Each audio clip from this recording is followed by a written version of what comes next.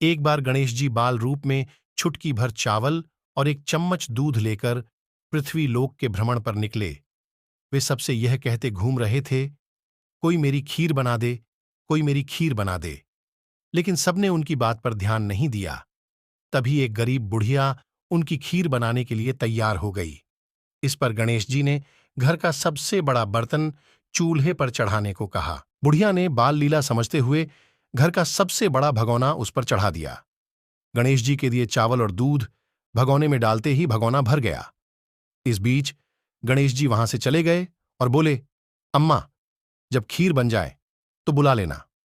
पीछे से बुढ़िया के बेटे की बहू ने एक कटोरी खीर चुराकर खा ली और एक कटोरी खीर छिपाकर अपने पास रख ली। अब जब खीर तैयार हो गई तो बुढ़िया माई ने आवाज लगाई, आजा रे गणेशा, खीर खा लें। इसके बाद भूख लगी तो बुढ़िया ने भी खाने के लिए खीर हाथ में ले ली और बोली, आजा रे गणेशिया, खीर खा ले। तभी गणेश जी वहां पहुंच गए और बोले कि मैंने तो खीर पहले ही खा ली। जब बुढ़िया ने पूछा कि कब खाई तो वे बोले कि जब तेरे पोते पोती, पड़ोसन व बहू ने खाई तभी मेरा पेट भर गया। इसके बाद जब बुढ़िया ने बाकी बची खीर के उपयोग के बारे में पूछा तो गणेश जी ने उसे नगर में बांटने को कहा। जब बुढ़िया ने खीर बांटी तो राजा को भी इसका पता लग गया। इस पर उसने बुढ़िया को अपने दरबार में बुला लिया। सारा माजरा जानकर उसने बुढ़िया का खीर का भगोना अपने पास मंगा लिया। पर राजा के महल में जैसे ही वह पहुंचा तो उसमें कीड़े मकोड़े व जहरीले जानवर गिर गए।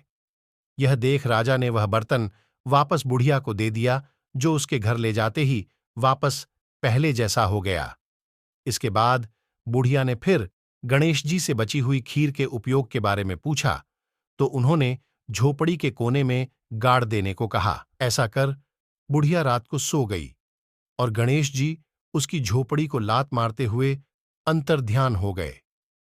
अगले दिन जब बुढ़िया उठी तो उसे अपनी झोपड़ी महल में बदली हुई और खीर के बर्तन सोने जवाहरातों से भरे मिले। गणेश जी की कृपा जानकर बुढ़िया काफी प्रसन्न हो गई। कथा के बाद की कामना है गणेश जी महाराज, आपने जैसा फल बुढ़िया को दिया वैसा सबको देना। कथा कहने वाले व हुंकार भरने वाले और आसपास के सुनने वाले सबके भंडारे भरे रखना।